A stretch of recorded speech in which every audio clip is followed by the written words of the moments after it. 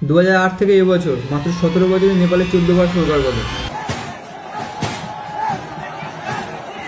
একবিংশ শতাব্দীর ছেলে মেয়েদের যারা জেনজি নামে ট্যাগ লাগিয়ে দিচ্ছে তারা জানতো জেনজি একটা বিকলাঙ্গ জেনারেশন, না আছে পেশেন্স না আছে পোটেন্সিয়াল। এরা উচ্ছৃঙ্খল, এদের ডিমোটিভেট করা সহজ। এখন এদের সমস্যার সমীকরণ দাঁড়িয়েছে এমন। শ্রীলঙ্কা আরাগালায়া 2022 সালে তীব্র অর্থনৈতিক সংকটের সময় আন্দোলন শুরু হয়। = 14 জুলাই প্রেসিডেন্ট গোতাবায়া রাজাপাকসে দেশ ছাড়তে বাধ্য হন। বাংলাদেশে জুলাই বিপ্লব 2024 সালে জুলাই মাসে কোটা সংস্কার আন্দোলনের সরকার বিরোধী গণ অভ্যুত্থানের রূপ নেয়। = 5ই আগস্ট 2024 প্রধানমন্ত্রী শেখ হাসিনা পদত্যাগ করতে বাধ্য হন।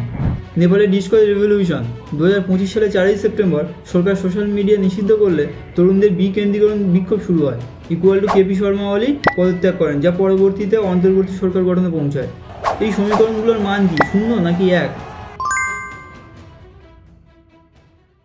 দক্ষিণ এশিয়ার দেশগুলিতে বিশেষ করে শ্রীলঙ্কা, বাংলাদেশ এবং নেপালে জেনজি প্রজন্মের নেতৃত্বাধীন গণ অভ্যুত্থান একটি শক্তিশালী রাজনৈতিক ও সামাজিক শক্তি হিসাবে আবির্ভূত হয়েছে। এই আন্দোলনগুলো প্রায়শই বিপজ্জনক বা উচ্ছৃঙ্খল হিসাবে চিহ্নিত করা হয়, কিন্তু এগুলো কেবল খেয়ালি আচরণ নয়, বরং গভীর অর্থনৈতিক, রাজনৈতিক এবং সামাজিক অসন্তোষের প্রতিক্রিয়া।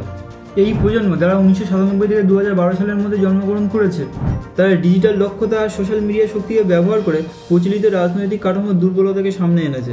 তাদের ক্রোধের মূলে রয়েছে উচ্চ বেকারত্ব, জীবনযাত্রার ক্রমবর্ধমান ব্যয়, ঋণের বোঝা, দুর্নীতি, স্বজনপ্রীতি এবং রাজনৈতিক প্রতিষ্ঠানের প্রতি গভীর অনাস্থা। এই আন্দোলনগুলো শুধু আঞ্চলিক ঘটনা নয়, বরং একটি আন্তর্জাতিক প্রবণতার অংশ, যেখানে জেনজি একটি রূপান্তরকারী শক্তি হিসেবে উঠে এসেছে। এই আন্দোলনগুলোর পেছনে অর্থনৈতিক হতাশা একটি প্রধান চালিকা শক্তি। দক্ষিণ এশিয়ার দেশগুলিতে যুব সংখ্যাকে প্রায় ডেমোগ্রাফিক ডিভিডেন্ড হিসেবে দেখা হয়, যা অর্থনৈতিক উন্নতির সম্ভাবনার প্রতীক। কিন্তু পর্যাপ্ত কর্মসংস্থান এবং অর্থনৈতিক সুযোগের অভাবে এই সম্ভাবনা দ্রুত একটি বয়েলিং পয়েন্টে রূপান্তরিত হয়েছে। উচ্চ বেকারত্ব তরুণদের মধ্যে হতাশা সৃষ্টি করেছে, যা জীবনযাত্রার ক্রমবর্ধমান ব্যয় এবং ঋণের চাপে আরও তীব্র হয়েছে। উদাহরণস্বরূপ, জেনজির প্রায় অর্ধেক জনই থাকা খাওয়ার খরচ নিয়ে উদ্বিগ্ন এবং শিক্ষার্থীদের বেশিরভাগ এডুকেশন লোন বা অন্যান্য লোনের বোঝায় জর্জরিত। এই অর্থনৈতিক অনিশ্চয়তা তাদের জীবনের গুরুত্বপূর্ণ মাইলফলক, যেমন বিবাহ বা সংসার গঠন, পিছিয়ে দিতে বাধ্য করেছে, যা ওয়েথহুড নামে একটি সামাজিক সমস্যার জন্ম দিয়েছে। অর্থনৈতিক সংকটের পাশাপাশি রাজনৈতিক দুর্নীতি এবং স্বজনপ্রীতি জেনজির ক্ষোভকে আরও উস্কে দিয়েছে।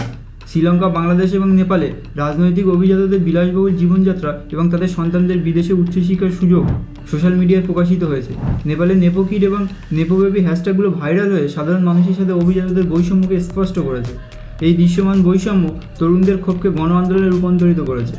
এছাড়া রাজনৈতিক প্রতিষ্ঠানে অনাস্থা তাদের ভোট দেওয়ার মতো সাধারণ পদ্ধতির পরিবর্তে সরাসরি বিক্ষোভ ও প্রতিবাদের দিকে ঠেলে দিয়েছে। তারা নিজেদের কর্তব্যপরায়ণ নাগরিকের পরিবর্তে আত্মসচেতন নাগরিক হিসেবে দেখে। তারা প্রতিবাদের মাধ্যমে তাদের আদর্শ প্রকাশ করতে চায়। সোশ্যাল মিডিয়া এই আন্দোলনগুলোর জন্য একটি গুরুত্বপূর্ণ শক্তিশালী প্রভাবক হিসেবে কাজ করেছে। টিকটক, ইনস্টাগ্রাম বা ডিসকর্ডের মতো প্ল্যাটফর্মগুলো তরুণদের একটি নতুন কেন্দ্রীভূত নাগরিক ক্ষেত্র তৈরি করতে সাহায্য করেছে। এই মিডিয়াগুলো তাদের গদি মিডিয়ার উপরে নির্ভরশীলতা কমিয়ে দ্রুত সংগঠিত হতে এবং তাদের বার্তা বিশ্বব্যাপী ছড়িয়ে দিতে সক্ষম করেছে। নেপালে ডিসকর্ড রেভলিউশন এর একটি উল্লেখযোগ্য উদাহরণ, যেখানে জেনজিরা ডিসকর্ড প্ল্যাটফর্ম ব্যবহার করে সরকারের নিষেধাজ্ঞার বিরুদ্ধে একত্রিত হয়েছে। তবে ডিজিটাল সক্রিয়তারও নেতিবাচক দিক রয়েছে। ভুল তথ্যের বিস্তার, স্ল্যাকটিভিজম বা পারফর্মেটিভ অ্যাক্টিভিজম, অর্থাৎ কেউ লাইক, শেয়ার বা হ্যাশট্যাগ ব্যবহার করে রাজনৈতিক সচেতনতার ইঙ্গিত দেয়, কিন্তু বাস্তবে কোনো স্থায়ী বা কার্যকর পরিবর্তন আনে না। এবং জেনজিরা অনলাইনে নিয়মিত হয়রানি বা চাপের শিকার হয়, মানসিকভাবে অসন্তুষ্ট আর ক্লান্ত হয়ে পড়েছে। শ্রীলঙ্কার আরাগালায়া আন্দোলন 2022 সালের অর্থনৈতিক সংকটের পরিপ্রেক্ষিতে শুরু হয়েছিল।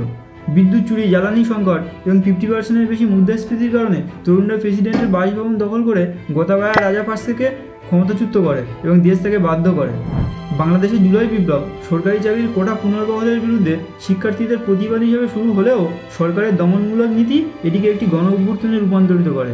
এর ফলে প্রধানমন্ত্রী পদত্যাগ করেন। নেপালে সোশ্যাল মিডিয়া ব্যানের প্রতিবাদ শুরু হয়।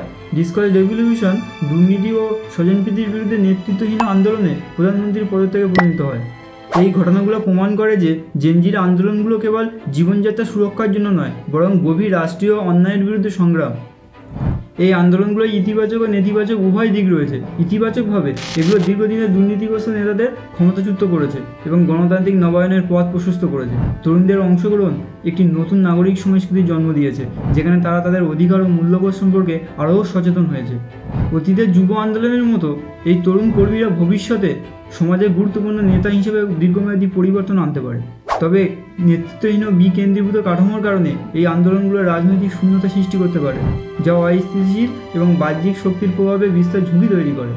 বাংলাদেশের সড়ক নিরাপত্তা আন্দোলনের উদাহরণে দেখা যায় 2018 সালে নিরাপদ সড়ক চাই আন্দোলন ছাত্র সমাজের নেতৃত্বে সফলভাবে সড়ক পরিবহন আইন পাশ করতে সক্ষম হয়। তবে পরবর্তী সময়ে আইনের বাস্তবায়ন ও দীর্ঘমেয়াদী প্রাতিষ্ঠানিক সংস্কার তেমন কার্যকর হয়নি।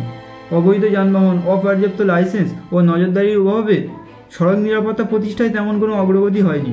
তাছাড়া 2024 সালে গণ অভ্যুত্থানের পর সড়ক নিরাপত্তা প্রতিষ্ঠায় তেমন কোনো দৃশ্যমান উদ্যোগ গ্রহণ করা হয়নি। এটি প্রমাণ করে যে একক আন্দোলন বা আইন পাশ করানোই যথেষ্ট নয়, দীর্ঘমেয়াদী সংস্কার ও কঠোর বাস্তবায়ন জরুরি। জেনজির আন্দোলনগুলোকে বিপজ্জনক হিসেবে দেখা একটি ভুল ধারণা। এগুলো রাষ্ট্রীয় ব্যর্থতা, দুর্নীতি এবং বৈষম্যের বিরুদ্ধে যৌক্তিক ও প্রমাণভিত্তিক প্রতিক্রিয়া। তবে দীর্ঘমেয়াদী স্থিতিশীলতার জন্য প্রাতিষ্ঠানিক সংস্কার অপরিহার্য। সরকারের উচিত বেকারত্ব, দুর্নীতি এবং অর্থনৈতিক বৈষম্যের মতো মূল সমস্যাগুলোর সমাধান করা এবং তরুণদের সাথে খোলাখুলি যোগাযোগ স্থাপন করা। নাগরিক সমাজ ও আন্তর্জাতিক সংস্থাগুলোর উচিত ডিজিটাল সক্রিয়তাকে টেকসই রাজনৈতিক ও অর্থনৈতিক সংস্কারে রূপান্তরিত করতে সহায়তা করা এবং গণতান্ত্রিক শিক্ষায় বিনিয়োগ করা। জেনজি প্রজন্মের উচিত তাদের শক্তিকে কেবল পুরনো ব্যবস্থা ভাঙার জন্য নয়, বরং নতুন ন্যায়সঙ্গত ও স্থিতিশীল রাজনৈতিক কাঠামো গড়ে তুলতেও ব্যবহার করা। এই আন্দোলনগুলো গণতান্ত্রিক নবায়ন ও সামাজিক পরিবর্তনের সম্ভাবনা বহন করে, তবে এর পূর্ণ সম্ভাবনা কাজে লাগাতে গঠনমূলক সংলাপ আর কৌশলগত দিক নির্দেশনা প্রয়োজন। জেনজিদের আন্দোলন নিয়ে আপনার কি মতামত কমেন্ট সেকশনে জানান। আজকের ভিডিওটি এই পর্যন্ত, দেখা হচ্ছে ইভিনিং স্টুডিওর পরবর্তী ভিডিওতে।